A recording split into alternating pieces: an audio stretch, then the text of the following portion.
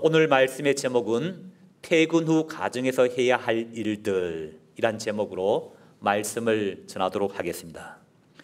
사랑하는 성도 여러분, 여러분들은 몇 시에 출근해서 몇 시에 퇴근하십니까? 보통 오전 7시, 8시쯤에 출근하고 또 저녁 한 7시 전으로 퇴근을 합니다. 근데 우리가 살고 있는 이 지역은 교대 근무가 많은 관계로 출퇴근 시간이 조금 더 복잡합니다. 그런데 우리가 퇴근 후 가정에서 해야 할 일들 중에서 가장 중요한 일이 무엇일까요? 그것은 우리 자녀들을 믿음 안에서 잘 키우는 것인 줄 믿습니다. 그래서 오늘은 우리 자녀들을 하나님께서 기뻐하시는 귀한 자녀로 또 믿음의 사람으로 키우기 위해 우리가 어떻게 해야 하는지 말씀을 통해 살펴보며 은혜를 나누고자 합니다. 오늘 본문은 솔로몬 왕이 부모님을 생각하며 부모님으로 받던 그 추억을 아들에게 이야기하고 있습니다. 3절 4절을 보면 나도 내 아버지에게 아들이었으며 내 어머니 보기에 유약한 외아들이었노라. 아버지가 내게 가르쳐 이르기를 내 말을 내 마음에 두라. 내 명령을 지키라. 그리하면 살리라. 아멘. 솔로몬을 훈계한 아버지는 누구일까요? 그분은 바로 우리가 잘 아는 다윗입니다. 다윗은 사랑하는 아들에게 평생에 걸친 깨우침을 하나하나 알려주었습니다. 그리고 나서 나의 이 말을 너의 마음에 새기라. 솔로몬은 아버지에게 받은 또 배운 것을 잠언 말씀을 통해 아들에게 전수하고 있습니다. 오늘 우리의 희망이 무엇입니까? 나의 자녀들이 솔로몬처럼 지혜로운 사람, 하나님의 나라를 위해 귀하게 쓰임받는 사람, 사회에 꼭 필요한 사람이 되는 것이 우리의 희망이지 않습니까? 이러한 사람으로 성장할 수 있도록 무엇을 보여주고 무엇을 가르쳐야 할까요? 다윗 역시 자녀 교육에 관심이 많았습니다. 다윗의 가정사를 보면 그렇게 좋지 않은 일도 많았습니다. 그러나 결국 솔로몬이라고 하는 훌륭한 아들을 성장케 했습니다. 우리 역시 다윗의 양육 방법을 살펴보면서 오늘 우리들의 자녀들에게 무엇을 보여주고 무엇을 가르쳐야 할까 알아가며 은혜를 나누는 시간이 되기를 소망합니다. 다윗은 삶을 통해 자녀들에게 가르친 것은 첫 번째로 진정한 사랑입니다. 우리는 보통 사랑이라고 하면 어떤 상대를 애틋하게 그리워하고 또 열렬히 좋아하는 마음을 말합니다. 그래서 남녀 간에 불타는 사랑 또한 그리움으로 생각하곤 합니다. 남녀 간의 사랑에는 유통기한이 있다고 합니다. 그 유통기한은 보통 3년이라고 합니다. 그런데 이러한 유통기한이 지나도 시간이 지나도 변하지 않는 사랑은 어떤 사랑일까요? 그것은 상대방을 책임지겠다 하는 책임감과 상대에 대한 감사입니다. 사무엘상 22장 1절 2절을 보면 그러므로 다윗이 그곳을 떠나 아두람 굴로 도망하매 그의 형제와 아버지의 온 집이 듣고 그리로 내려가서 그에게 이르렀고 환난당한 모든 자와 빚진 모든 자와 마음이 원통한 자가 다 그에게로 모였고 그는 그들의 우두머리가 되었는데 그와 함께 한 자가 400명 가량이었더라. 아멘. 다윗은 10대 후반에 골리앗을 죽이고 이스라엘 나라의 영웅으로 떠올랐습니다. 나라의 가장 유명하고 가장 인기 있는 사람이 되어서 부귀영화를 누렸습니다. 그런데 그 영화를 누린 시기가 너무나 짧았다라는 것입니다. 이내 사울 왕의 미움을 받아서 도망자의 삶을 살게 됩니다. 10대 후반부터 20대까지 정말 인생의 아름다운 꽃이라고 하는 그 시기를 도망자의 삶을 살았습니다.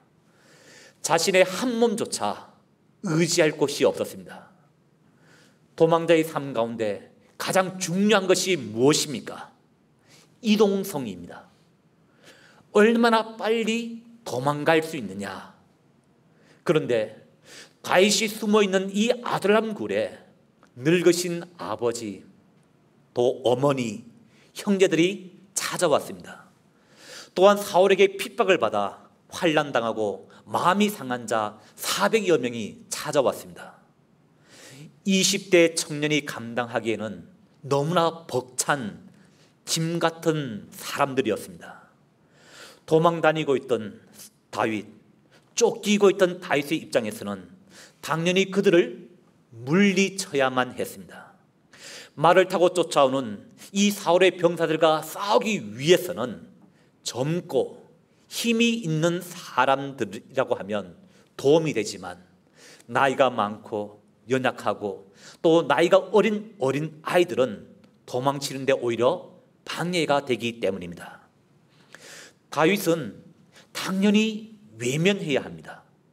그러나 다윗은 그들을 외면하지 않았습니다. 그들을 모두 품어주었습니다.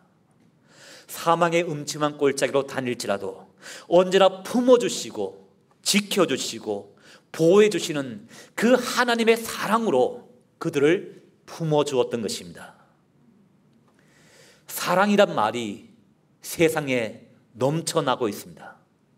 세상에서 가장 흔하기도 흔한 말이 사랑이고 또 가장 경험하기도 어려운 일이 사랑입니다. 그리고 세상에서 가장 깨어지기 쉬운 약속도 사랑의 약속입니다. 하지만 예수님은 세상에 있는 자기 사람들을 사랑하시되 끝까지 사랑하셨습니다. 3년 동안 자신을 따라다닌 제자들이 곧 자신을 버리고 배신할 것을 알았습니다.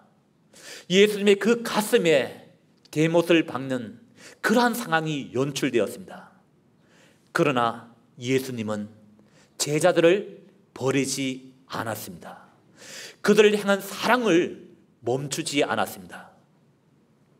또한 예수님은 승천하시면서 우리가 영원토록 함께하겠다, 너를 홀로 내버려두지 않겠다, 너와 동행해 주겠다 약속하시면서 성령님을 우리에게 보내주셨습니다. 우리가 예수 그리스도를 마음에 믿고 입술로 고백하는 그 순간 성령님께서 우리 가슴 속에 들어오시고 영원토록 우리와 함께 해 주시는 것입니다. 성령님이 우리와 영원토록 함께 하듯이 우리 역시 자녀들과 함께 있으며 끝까지 책임을 져야만 한 것입니다. 사랑은 일시적인 감정이 아닙니다. 사랑은 함께 하겠습니다. 당신의 그 약점을 내가 품어주겠습니다. 책임지겠습니다. 그리고 상대에 대한 한결같은 감사가 있어야만 합니다. 그리고 여기에 한 가지 더 추가해야 할 것이 있습니다. 그것은 바로 자녀의 한계를 설정해 주어야만 한 것입니다. 하나님이 아담과 하와를 만드시고 에덴 동산에서 살게 하셨습니다. 아담과 하와는 에덴 동산에서 모든 것을 할 수가 있었습니다. 하나님의 대리자가 되어서 모든 것을 다스리고 정복하고 치리하는 권세를 가졌습니다. 하나님은 아담과 하와를 너무나 사랑하셨습니다. 하지만 할 수 있는 일과 할 수 없는 일을 구분해 놓았습니다. 선과 악을 알게 하는 나무를 만드시고 그 열매를 먹는 것을 금하셨던 것입니다. 아담과 하와는 날마다 그 동산 중앙에 있는 선과 악을 알게 하는 나무를 보며 창조주이신 하나님과 인간의 차이를 날마다 분명하게 알았던 것입니다. 우리는 현재 핵가족 사회를 살고 있습니다. 집집마다 자녀가 1명 아니면 2명입니다. 정말 귀한 자녀를 또 우리가 키우고 있습니다. 그래서 가정에서 가장 흔하게 볼 수 있는 모습은 아이들이 어떤 것을 요구하든지 그대로 대부분 들어준다라는 것입니다.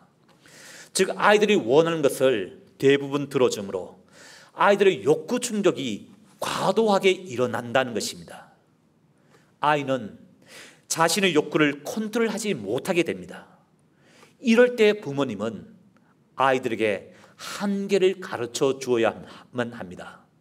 아이들이 할 수 있는 일과 할 수 없는 일을 구분해 주어야만 하는 것입니다.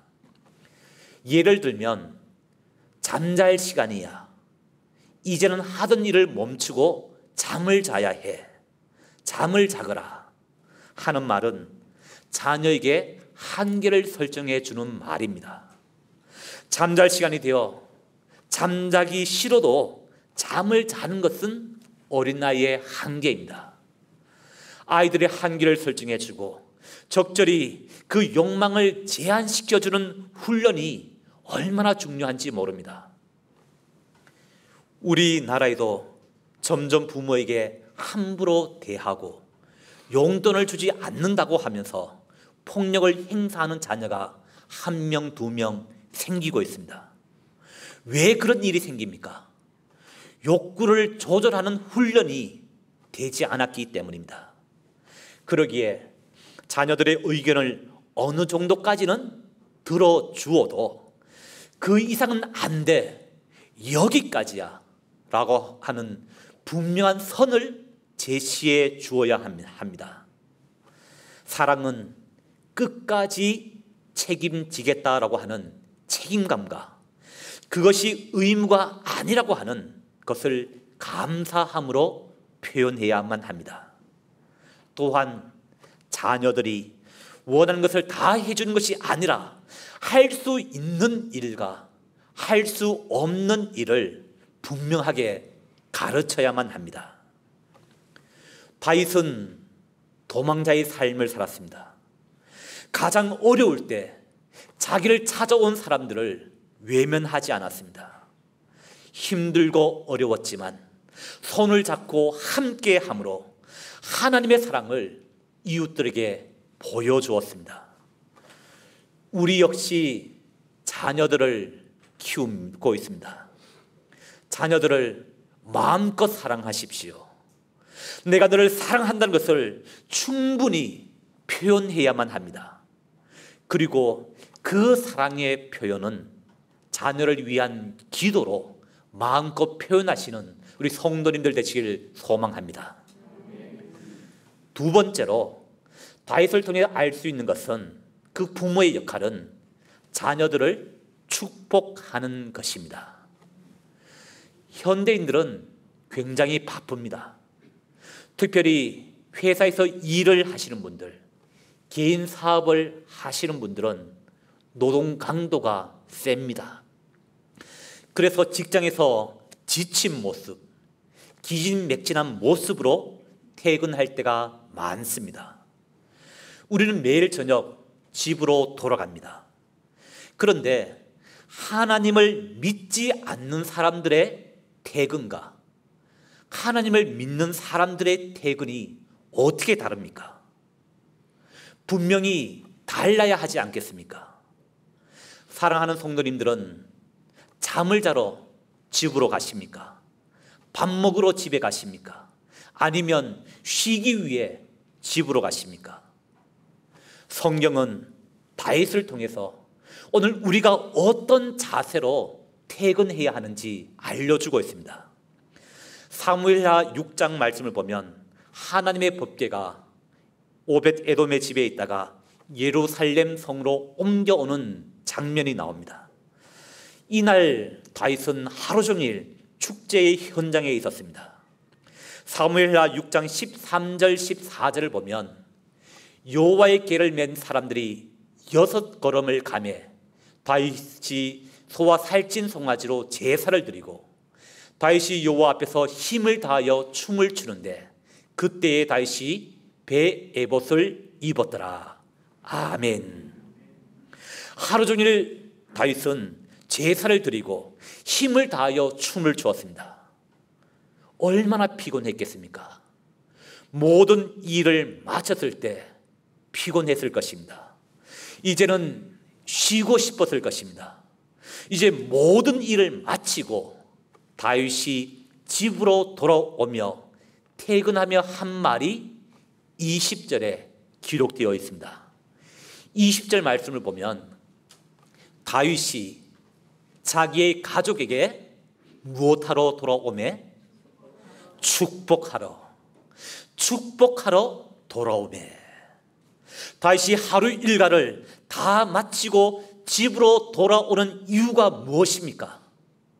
자신의 가족에게 축복을 하기 위해서 집으로 돌아왔다라는 것입니다. 모든 사람은 저녁이 되면 피곤합니다. 쉬고 싶은 마음도 있습니다. 배가 고파 빨리 식사를 하고 싶어 합니다.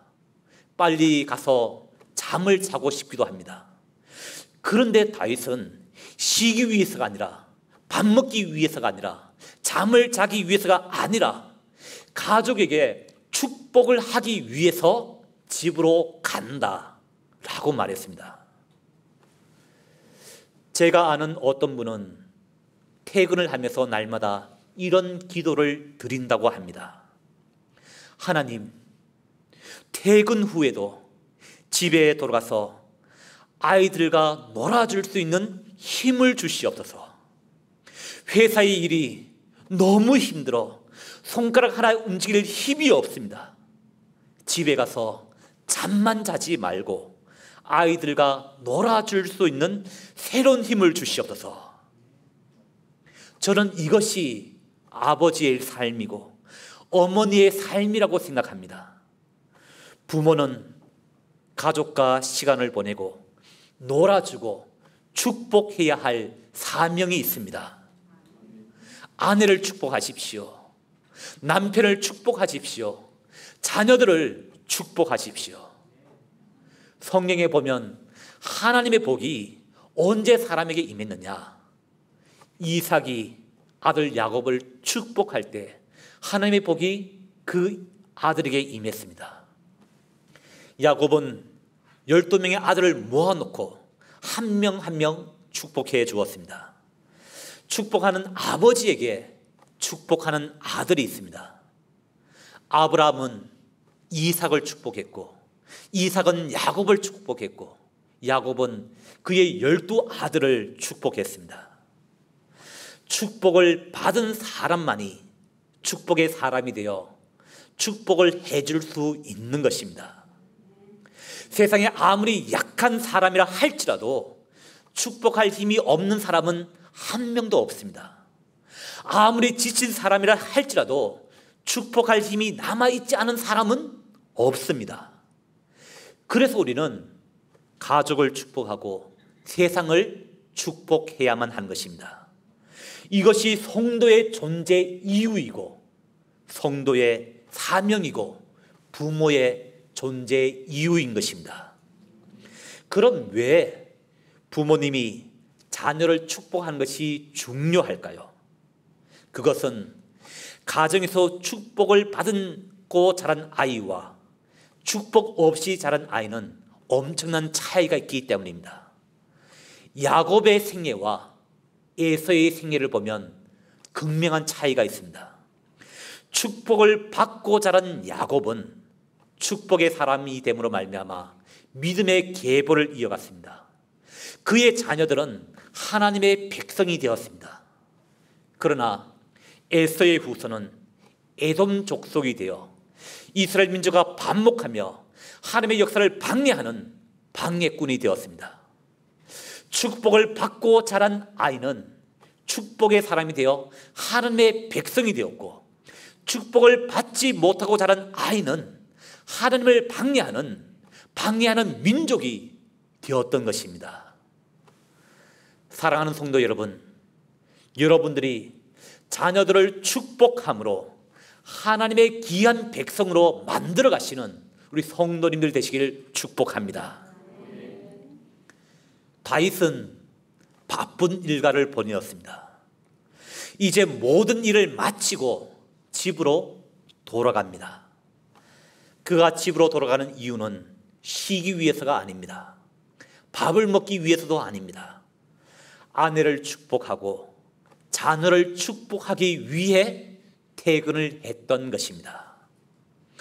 오늘 우리 역시 회사에 출근을 하고 퇴근을 합니다.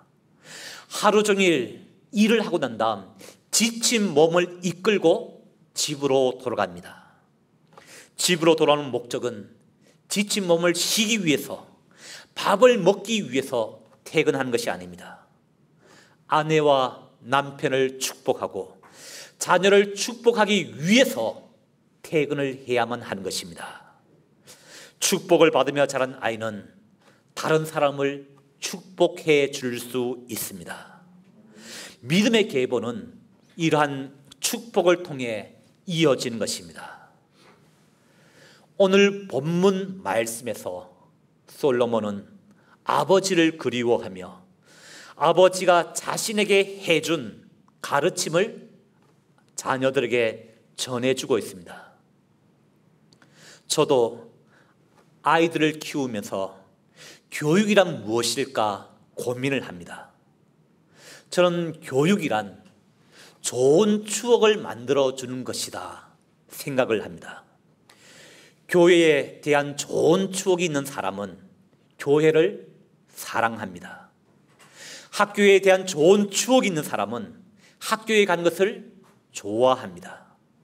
친구에 대한 좋은 추억이 있는 사람은 친구와의 우정이 깊어집니다. 부모님에 대한 좋은 추억이 있는 사람은 부모님을 공경합니다. 사랑하는 성도 여러분, 여러분들은 부모님에 대해 어떤 추억이 있습니까? 또한 사랑하는 자녀들에게 어떤 추억을 만들어주고 있습니까? 오늘 다윗은 자녀들을 어떻게 사랑해야 하는지 우리에게 알려주었습니다. 자녀들을 마음껏 사랑하십시오. 언제 어디에서든 어떤 상황 가운데 있다 할지라도 내가 너의 뒤에 있고 하나님이 너를 책임지신다, 하나님이 너를 책임지신다는 사실을 자녀들에게 알려주십시오. 또한 자녀들을 마음껏 축복하십시오. 축복을 받고 자란 아이가 축복의 사람이 됩니다. 하나님의 백성이 됩니다. 진정한 사랑과 축복의 사람이 되어 가족과 이웃과 민족과 열방을 하나님의 이름으로 축복하며 축복을 나누어 주는 자녀들로 키우시는 성도님들이 되시길 주님의 이름으로 축원합니다.